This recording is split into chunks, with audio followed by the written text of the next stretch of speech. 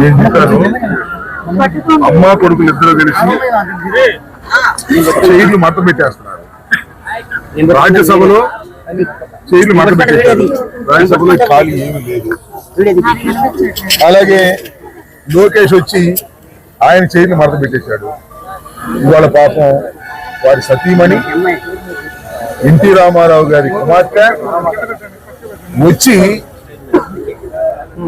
చంద్రబాబు నాయుడు గారిని రెస్ట్ తీసుకోమంటుంది. విన్నారా? ఆమె కుప్పంలో పోటీ చేయటమే కాదు, చంద్రబాబు నాయుడు గారికి రెస్ట్ ఇవ్వండి అని చెప్పి కుప్పంలో చంద్రబాబు నాయుడు గారి కుర్చీ కూడా మూసేశారు. ఇది చాలా స్పష్టమవుతున్నది. నేను ఒకటి మనవి చేస్తా, నిన్నే ఎక్కడో జగన్మోహన్ రెడ్డి గారు చంద్రబాబు నాయుడు గారిని వృద్ధుడు ముసలోడు అన్నా అంట. దానికి ఎంత కోపం వచ్చింది లోకేష్ బాబుకి.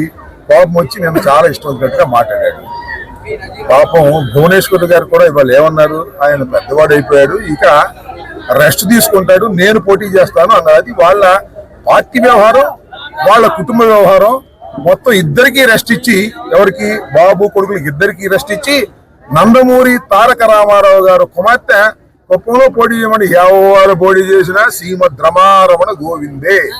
కుప్పంలో ఓడిపోవటం ఖాయం.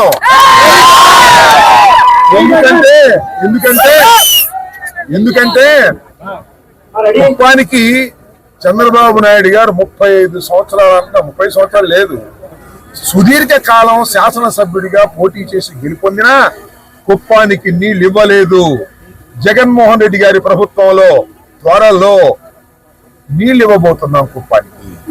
కాబట్టి కుప్పంలో కూడా ప్రజాదరణ కోల్పోయినటువంటిది చంద్రబాబు నాయుడు గారి కుటుంబం.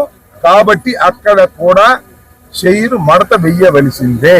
కుప్పంలో గెలిచే పరిస్థితి తెలుగుదేశానికి లేదు, రాష్ట్రంలో ఎక్కడ గెలిచే పరిస్థితి లేదు. మంచి కామెంటే, నేనేం కాదంటలా. బాబు భువనేశ్వర్ గారు వచ్చి నందమూరి వంశస్త్రాలు, ఆమె వచ్చి చంద్రబాబు నాయుడు గారు రెస్ట్ తీసుకోమని ఆమె పోటీ చేస్తే ఆమెకైనా ఓటమి తప్పదని ఈ సందర్భంగా చెప్పదలుచుకున్నాను.